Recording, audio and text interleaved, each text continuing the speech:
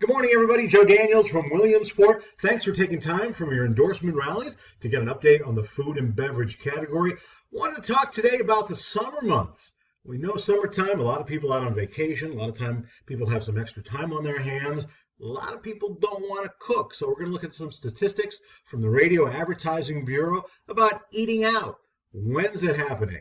Monthly sales of full-service restaurants. You can see July and August, two of the bigger months when it comes to eating out at full-service restaurants. Not quite as big as March or December, but still, July and August, big months, make sense. Who wants to turn on the oven? Who wants to even go out and grill when it's hot outside? Why not go out? Go to a full-service restaurant. July and August, two big months. So if you haven't pitched your full-service restaurants here for July and August, now is the time to do that. Also, share of food service visits, both full-service and limited-service locations by day part. Lunch, the big winner, 34%, followed by supper, dinner, 31%. Breakfast, not too far behind at 21%. Another statistic, the two main day parts for casual dining are dinner, which represents 59% of the segment's traffic, and lunch, which accounts for 33%. So again, dinner time, summertime, a great time to hit those casual dining restaurants. Who wants to cook when it's hot outside? Some other statistics, 58% of consumers said they visit a fast casual chain for dinner at least once a month, putting that segment just behind casual dining, which attracts 60% of the same respondents at least once a month. And when it comes to summer, some people don't even want to get dressed, to get changed from work to go out to eat. They want to order in, pick up, takeout, delivery. 51% of consumers report ordering food to go at least once a week. So if you've got a restaurant prospect who does pickup, takeout, or delivery, you want to hit them up, especially during the summer months. It's easy, it's convenient. That's what consumers are looking for. Radio can hit those people and motivate those people to either go to the restaurants or, like we see here, at least once a week, people going for pickup, takeout, or delivery. Why radio? Well, radio has established itself as an excellent vehicle for advertisers to deliver their messages to an increasing number of potential buyers. We all know that. Each week, radio reaches 91% of persons ages 12 plus and 66.2% of these consumers on a daily basis. Oh, we're talking about 245 million Americans ages 12 and older listening to radio every week. Now, each week, radio reaches 84.2% of adults 18 plus who visited family or fast casual restaurants 9 or more times during the previous month, in addition to 88.5% of those consumers who spent between $201 and $500 at fine dining establishments during the last 30 days. We all know radio hits consumers closest to the time of purchase, so it's a great way for people to get hit and decide where they're going to go. Radio can do that. They're thinking about, gosh, it's too hot to cook tonight. What are we going to do for dinner?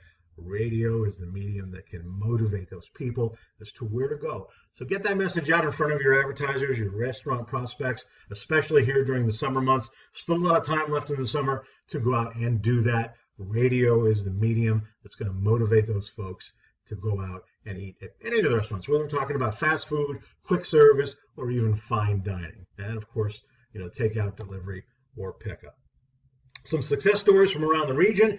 Allentown having some great success with spec ads. Not a new idea there. Hey, it's what we do. It showcases the power of audio, the power of sound. Showcases, how we can motivate consumers to do what we want them to do, and we get them excited about going to these places. They did it with Hatfield Meats, an all-new business, never advertised on radio in the Allentown market. They put together a Southern grilling campaign for Memorial Day and for 4th of July, put some added focus on dads and grads.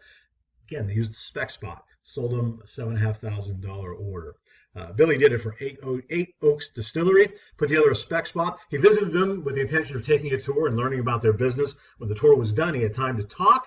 He asked them to listen to the spec spot. They're not going to say no to Billy.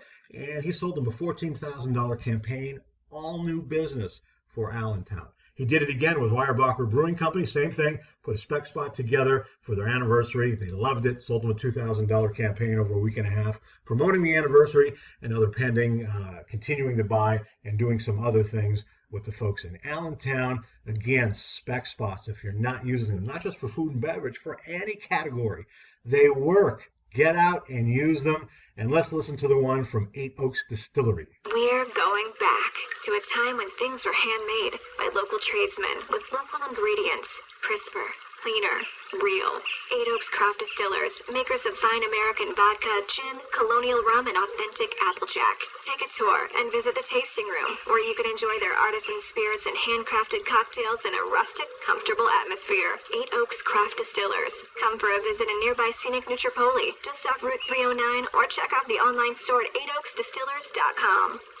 Again, a great spec spot for 8 Oaks Distillery. Sold them a $14,000 campaign. If you're not using spec spots, do it. Not just for food and beverage category, for any business. It showcases the power of sound.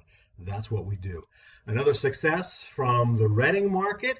They tied in with March Madness, a way to capitalize on that with a pub bracket challenge. They pitched this to a local wholesaler distributor. I believe it's a Coors distributor with the title sponsorship, and a way for them to highlight 8 different pubs throughout Berks County. So a win-win for the radio station, obviously, a great win for the master distributor as well. Got to highlight some of their pubs, and a nice listener interactive campaign and contest. Was a 3-week campaign they did during March Madness. But this idea is great because you can use it for just about any other sporting time of the year, or even use it without. Just a way to get area pubs involved, and the local distributor gets some money out of them, some extra local money out of them, and helps them highlight those pubs that are big buyers of that particular brand.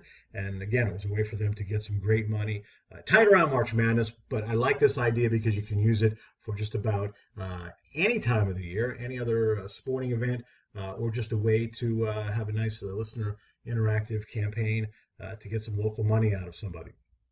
And I know from the reps there in Reading, they said that they loved it. The sponsor loved the campaign and is talking about wanting to do it for a longer period of time next year. So again, that's a great idea that anybody can copy and use.